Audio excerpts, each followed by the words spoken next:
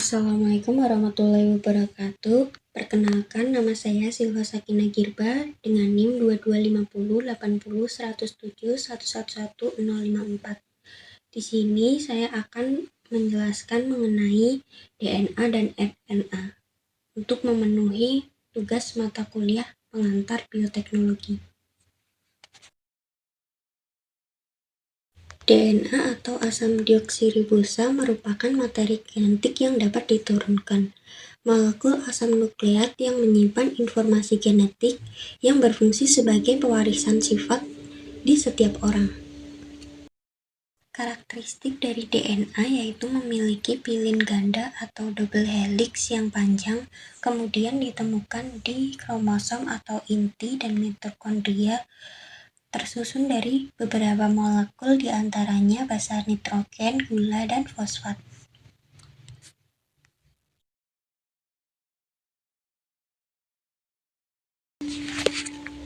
Kemudian struktur DNA helix ganda yang tersusun dari 3 komponen. Yang pertama itu gugus fosfat, yang kedua gula pentosa atau deoksiribosa, yang ketiga basa nitrogen yang dapat dibagi menjadi 2 yaitu purin yang berisi adenin dan guanin dan pirimidin yang berisi timin dan sitosin. Kemudian masing-masing dari ketiga komponen tersebut akan membentuk satuan terkecil DNA atau nukleotida yang dimana gabungan dari beberapa nukleotida akan membentuk suatu polimer yang disebut polinukleotida, yang kemudian polinukleotida ini akan membentuk suatu untaian DNA. Selanjutnya adalah nukleosida. Nukleosida adalah sebutan dari nukleotida tanpa gugus fosfat yang hanya memiliki struktur dan penyusun yaitu basa nitrogen dan gula pentosa.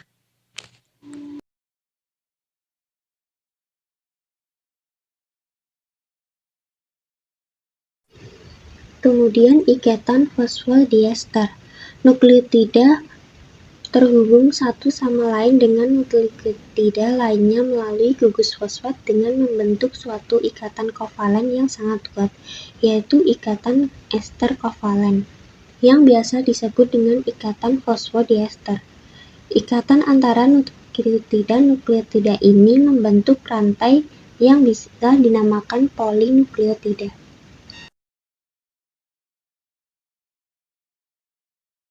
Selanjutnya, basa nitrogen. Basa nitrogen merupakan molekul organik yang mengandung unsur nitrogen dan bertindak sebagai basa dalam reaksi kimia. Sifat dasar diturunkan dari pasangan elektron bebas pada atom nitrogen. Basa nitrogen juga bisa disebut sebagai nukleobasa karena mereka memainkan peran utama sebagai penyusun asam nukleat. Basa nitrogen dibagi menjadi 2. Yang pertama adalah purin yang terdiri dari guanin dan adenin, kemudian pirimidin yang terdiri dari sitosin dan timin.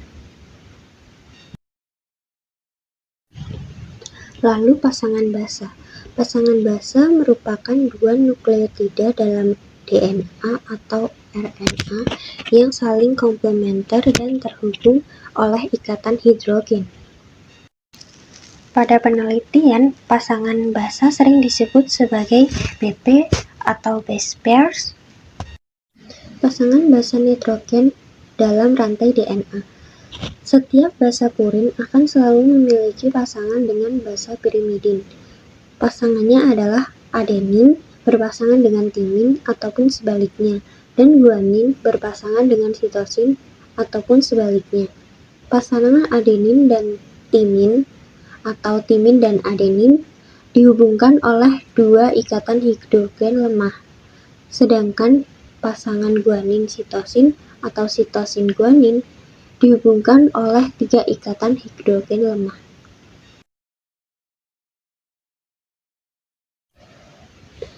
Lalu macam-macam DNA.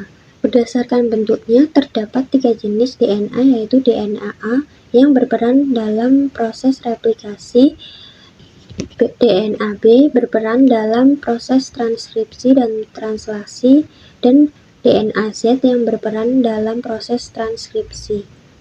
Selain itu, tipe DNA yang ada dalam sel dapat dibagi menjadi dua, yaitu DNA autosomal dan DNA mitokondria.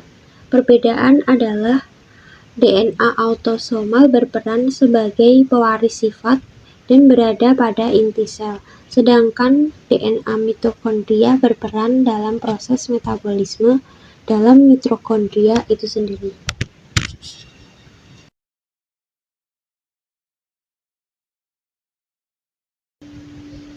Pengertian RNA. RNA atau asam ribonukleat senyawa yang merupakan bahan genetik dan memainkan peran utama dalam ekspresi genetik. Asam nukleat yang beruntai tunggal yang tersusun atas monomer-monomer nukleotida dengan gula ribosa. RNA merupakan polimer yang disebut polinukleotida yang tersusun atas gabungan dari berbagai nukleotida. Setiap nukleotida tersusun atas 3 bagian, yaitu basa nitrogen, gula pentosa, dan gugus fosfat. Basa nitrogen RNA terdiri dari adenin, guanin, sitosin, dan urasil. Urutan basa nitrogen tersebut dapat mengkode informasi genetik. Kemudian struktur RNA. Secara molekuler, struktur RNA hampir sama dengan DNA, yang dimana DNA dan RNA memiliki persamaan dalam hal kandungan, dan keduanya memiliki masing-masing satu gugus fosfat, yaitu pentosa atau ribosa, dan basa nitrogen. Karakteristiknya, struktur berupa rantai tunggal yang pendek dan tidak berpilin. Gulanya berupa ribosa. Basa nitrogen tersusun atas purin dan pirimidin. Purin tersusun atas adenin dan guanin, sedangkan pirimidin tersusun atas sitosin dan urasil. Terdapat di sitoplasma, nukleus, dan ribosom. Peran sebagai pelaksana dalam sintesis protein. Kadar akan berubah menurut kecepatan sintesis protein.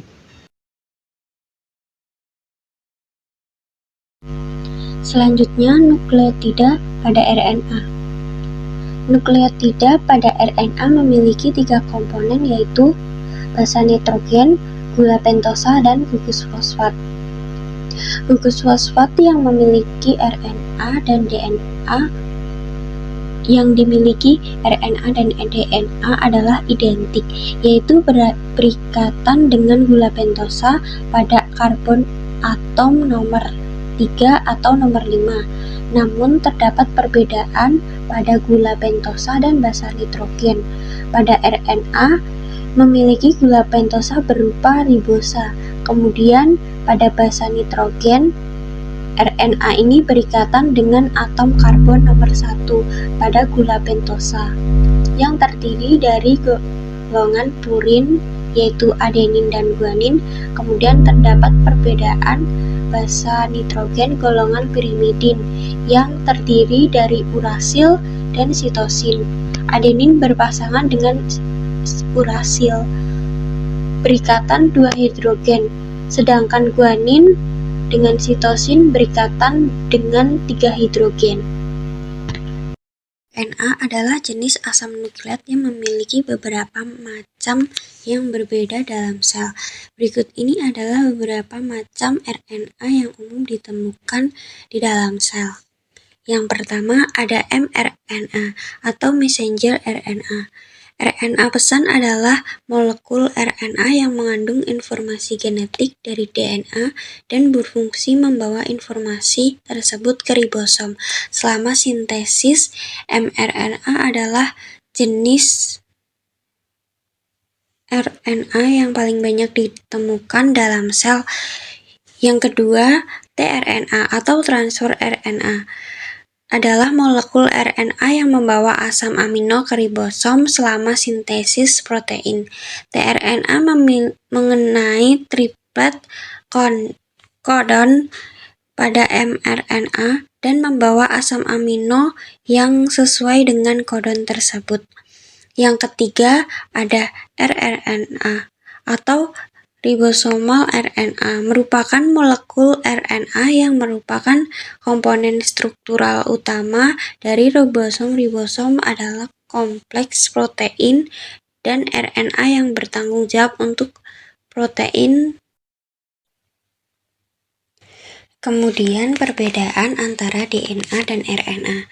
Faktor pembeda yang pertama adalah dari faktor bentuk struktur.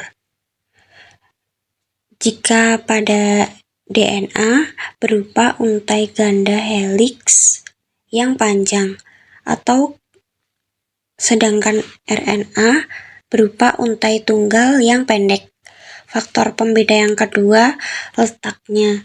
Jika DNA berada di kromosom mitokondria, sedangkan RNA hanya terdapat di sitoplasma, ribosom, dan inti dan kromosom atau inti sel. Kemudian faktor pembeda yang kedua adalah basa nitrogen. DNA terdiri dari pirimidin atas timin dan sitosin. Kemudian jika RNA, pirimidin terdiri atas urasil dan sitosin. Kemudian perbedaan secara fungsi. DNA berfungsi sebagai materi genetik atau bahan baku untuk sintesis protein, sedangkan RNA adalah sebagai alat sintesis protein. Kemudian kadar jumlah. Pada DNA jumlahnya tetap tidak dipengaruhi oleh aktivitas sintesis protein. Namun RNA jumlahnya tidak tetap dan dipengaruhi oleh aktivitas sintesis protein. Kemudian keberadaannya. Pada DNA adalah permanen, kemudian pada RNA adalah periode pendek karena mudah terurai.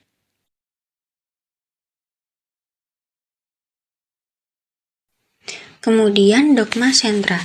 Dogma sentra biologi molekuler menjelaskan mengenai proses perubahan gen dari DNA menjadi RNA dan RNA menjadi protein. Dogma ini menjelaskan bagaimana proses pembacaan materi genetik menjadi protein yang berperan di setiap tahap metabolisme di dalam tubuh suatu organisme.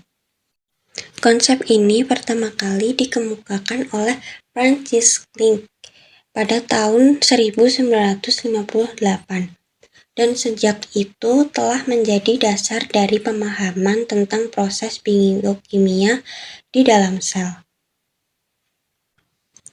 DNA memiliki dua fungsi, yaitu sebagai pembawa informasi genetik. Yang pertama yaitu membuat salinan yang identik dari dirinya sendiri selama proses replikasi atau duplikasi. Yang kedua yaitu meneruskan informasi genetik ke RNA selama proses transkripsi. Dogma sentra terdiri dari 3 tahap penting, yaitu replikasi, transkripsi, dan translasi. Yang pertama adalah replikasi. Replikasi merupakan babak duplikasi DNA menjadi RNA dengan bantuan DNA polimerase. DNA memiliki struktur antiparalel. Beberapa jenis protein dan enzim yang terlibat dalam DNA adalah helikase, single strand DNA, binding protein, primase, DNA polimerase, kirase, dan ligase. Pada tahap permulaan, kompleks helikase primase akan membuka rantai ganda DNA menjadi 2 rantai tunggal, leading strand dan lagging strand. Namun, DNA merupakan struktur yang stabil, sehingga memiliki kecenderungan untuk kembali ke struktur rantai ganda. Single strand DNA binding protein bertindak untuk mencegah kedua rantai tunggal yang telah terpisah kembali menyatu. Kemudian DNA polimerase tidak bisa mulai bekerja bila tidak ada kawasan RNA yang dikenalinya. Kawasan primer RNA ini akan diciptakan oleh primerase. Ketika primerase telah memasang kawasan primer yang dikenali DNA polimerase, maka DNA polimerase akan memulai sintesis DNA baru ke arah 5 dan ke-3. Sebab DNA memiliki struktur antiparalel, maka pada rantai utama, pola sintesis rantai ganda akan berlanjut dari arah 3 ke 5. Tidak seperti leading strand yang babak replikasi langsung dilakukan pada lagging strand yang memiliki konformasi 5 ke 3. DNA polimerase tidak bisa langsung bekerja sebab akan menghasilkan struktur DNA yang paralel. Oleh sebab itu, diperlukan fragmen Okazaki. Fragmen ini akan ditaruh oleh primase pada jarak beberapa basa di depan sehingga replikasi bisa dilakukan dengan arah 5 ke 3.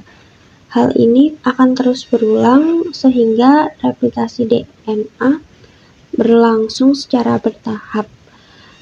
Enzim ligase bertindak untuk menyambung fragmen Okazaki dengan hasil replikasi DNA. Fungsi utama dari replikasi DNA adalah menggantikan sel yang tua dengan sel yang baru dan segar. Selain itu, replikasi juga bertindak sebagai penurunan sifat dari orang tua ke anaknya. Babak transkripsi.